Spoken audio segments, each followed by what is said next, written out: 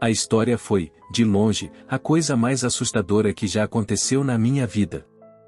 Fui a um bar com meus amigos em uma noite de sábado, como costumávamos fazer.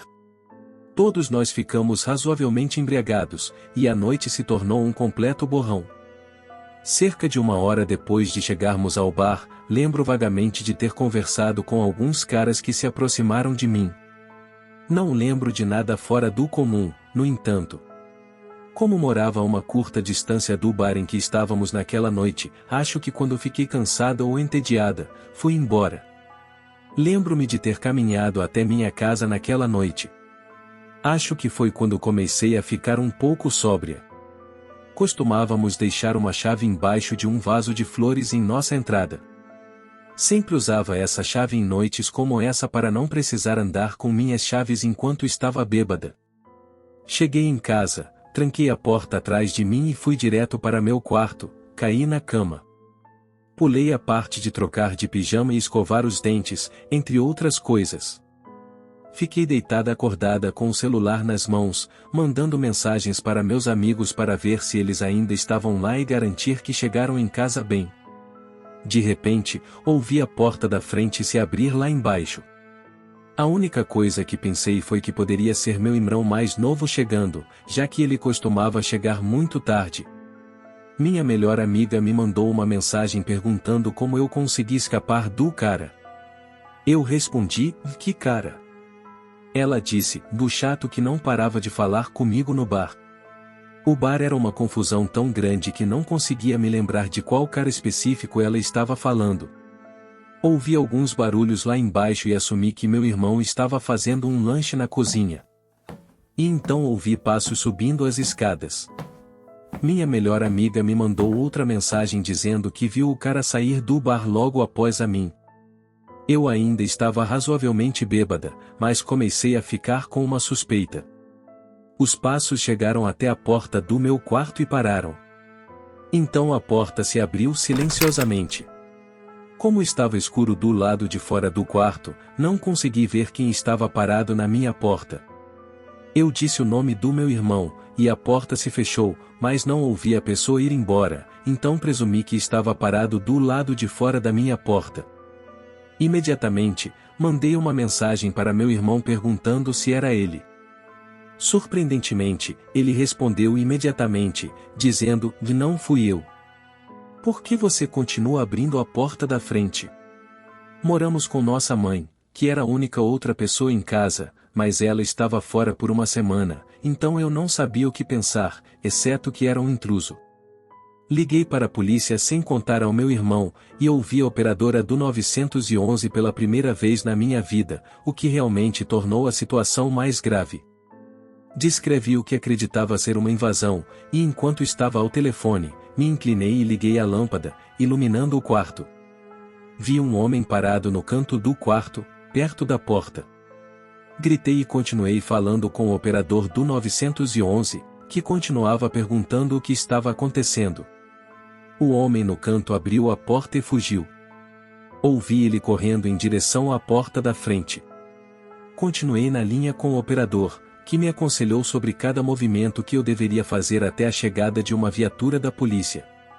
Ainda estava intoxicada, então as informações que forneci no relatório policial provavelmente não foram as mais precisas, mas descrevi o homem como tendo cerca de 25 anos, aparência robusta, barba completa e cabelo curto. Um dos dois policiais então ergueu a mão, revelando uma chave que estava segurando, e disse que a encontrou na fechadura da porta da frente. Era a chave reserva que guardávamos sob o vaso de flores. O intruso ousou para entrar, o que significa que ele me seguiu até em casa e me viu pegar a chave debaixo do vaso. O policial me assegurou que patrulharia a área durante a noite e aconselhou meu irmão e eu a manter as portas trancadas e encontrar um novo esconderijo para a chave. No dia seguinte, além da ressaca, me senti aliviada. Contei a minha história para os amigos, e eles descreveram em detalhes que um cara estranho no bar tinha me seguido a noite toda, tentando falar comigo sempre que tinha a chance. E de alguma forma, eu estava completamente alheia a isso. Tirei uma longa pausa de ir a bares, e não escondemos mais uma chave do lado de fora.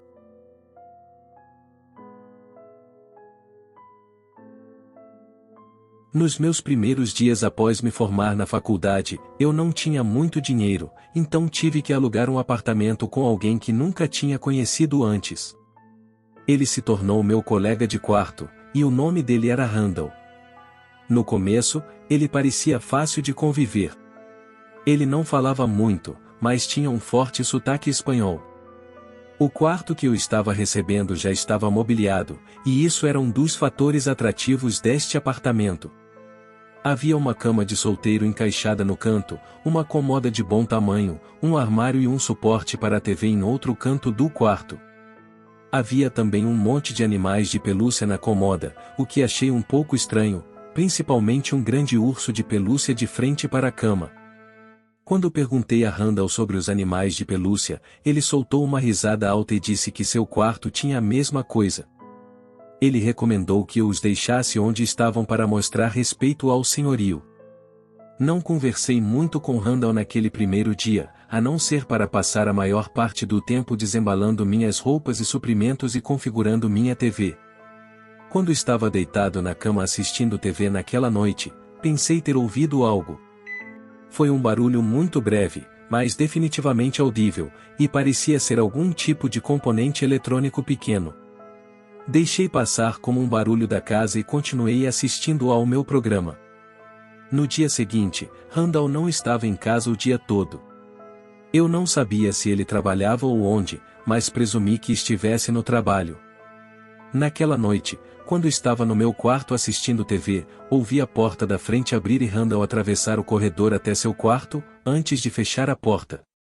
Um pouco mais tarde, enquanto eu estava trocando de roupa para colocar meu pijama, ouvi o mesmo som da noite anterior, desta vez sem o barulho da TV ao fundo, então pude ouvi-lo mais claramente. Definitivamente, era algum tipo de dispositivo eletrônico, mas eu não sabia o que era ou de onde vinha. Ainda assim, não parecia ser algo preocupante, então entrei na cama e comecei a ler meu livro na época antes de dormir. No dia seguinte, encontrei Randall quando cheguei em casa depois do trabalho, e ele me perguntou sobre o livro que eu estava lendo. No começo, não entendi a pergunta, mas então ele disse que estava falando sobre o livro que eu estava lendo no meu quarto. Olhei para ele em silêncio, confuso. Perguntei como ele sabia que eu estava lendo um livro, e ele disse, com seu forte sotaque espanhol, que precisou entrar no meu quarto para pegar algo que tinha deixado lá e foi quando notou o livro. Pedi a ele gentilmente que não entrasse mais no meu quarto. Infelizmente, não havia uma fechadura na porta, então eu não podia impedi-lo quando não estava em casa. Naquela noite, quando peguei meu livro debaixo da cama, parei e me perguntei como ele poderia ver meu livro se eu o tinha debaixo da cama. Pensando nisso, fiquei arrepiado e não estava mais com vontade de ler. Olhei ao redor do quarto enquanto pensava, e então notei o grande urso de pelúcia na cômoda novamente. Agora, estava posicionado de forma tão perfeita para me encarar na cama, e tive um pensamento assustador. De pé, fui até o urso de pelúcia, peguei-o e olhei atentamente nos olhos dele. Senti meu coração dar um pulo quando percebi que havia uma câmera em um dos buracos dos olhos. Joguei a coisa no canto do quarto e fui até a porta de Randall, tentando abri-la. Sua porta aparentemente tinha uma fechadura porque não abria, mas eu sabia que ele estava lá dentro. Bati na porta, gritando o nome dele, mas ele não respondeu. Vi a luz escapando por baixo da porta se apagar, presumindo que ele tivesse apagado a luz. Voltei para o meu quarto e liguei para o senhorio. Expliquei tudo e disse que estava indo embora naquela mesma noite, e que tinha uma razão válida para rescindir o contrato. Empacotei algumas coisas que tinha trazido no meu carro e parti naquela mesma noite, sem olhar para trás. Surpreendentemente, o senhorio nunca veio até mim para cobrar o dinheiro pelos poucos dias que estive lá. Desde aquela noite, desenvolvi uma fobia de ursos de pelúcia. Sempre tenho que virá-los para que não estejam me encarando.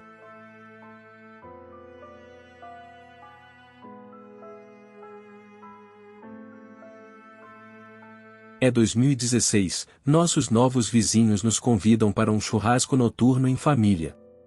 Minha mãe, meu pai, minha irmã e eu nos encontramos no quintal deles por volta das 8 horas.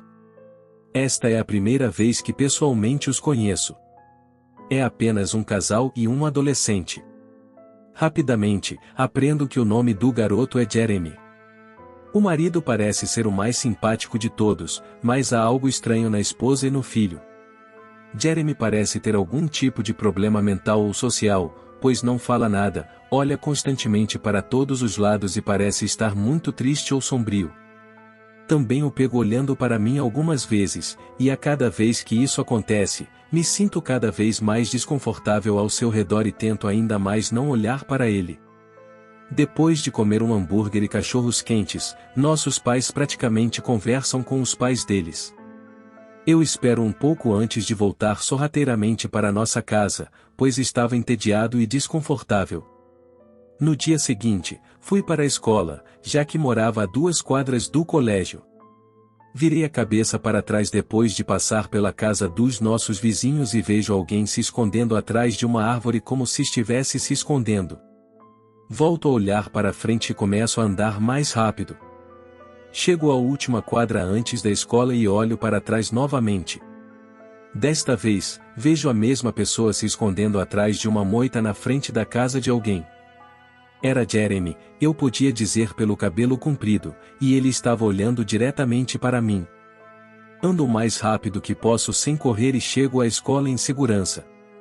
1 minuto depois, quando chego em casa naquele dia e conto aos meus pais, eles vão até os vizinhos. Quando meus pais voltam para conversar comigo, eu fico sabendo deles que Jeremy aparentemente não é como as outras crianças, nas palavras dos pais dele. E isso parece ser suficiente para que meus pais me digam para simplesmente ignorá-lo, como se segui-lo até a escola não fosse algo incrivelmente assustador. Mais tarde naquela noite, depois de mandar mensagens para os amigos e coisas do tipo na cama, finalmente coloco o telefone na escrivaninha e viro de lado para dormir. Passa um certo tempo que não consigo lembrar antes de ouvir um clique na minha janela e, de repente, minha janela se abre sem que eu saiba quem está lá. Grito com todas as minhas forças, e logo meus pais entram correndo, enquanto eu fico encostado na parede em choque, vendo alguém subir pela minha janela para o meu quarto. Meus pais acendem as luzes, revelando Jeremy segurando uma grande faca de cozinha. Todos gritam, incluindo meu pai, que vem e me puxa para fora do quarto. Os 4 de nós corremos para a casa dos vizinhos para contar a eles. O homem ao lado nos leva para nossa própria casa e pega seu filho quando o encontra na sala. Ele tira a faca das mãos dele e o arrasta para fora de casa. Meu pai manda todos nós entrarmos enquanto ele fica do lado de fora gritando com o homem ao lado. Momentos depois, ele entra e liga para a polícia para obter uma ordem de restrição. Meu pai prometeu um inferno para aqueles vizinhos se eles não se mudassem na próxima semana. A polícia vem e leva Jeremy embora, provavelmente para algum tipo de instituição para pessoas com deficiências mentais, não uma prisão comum. Uma semana depois, Jeremy não morava mais naquela casa. Não sabemos onde ele mora agora, mas nunca mais o vimos desde então.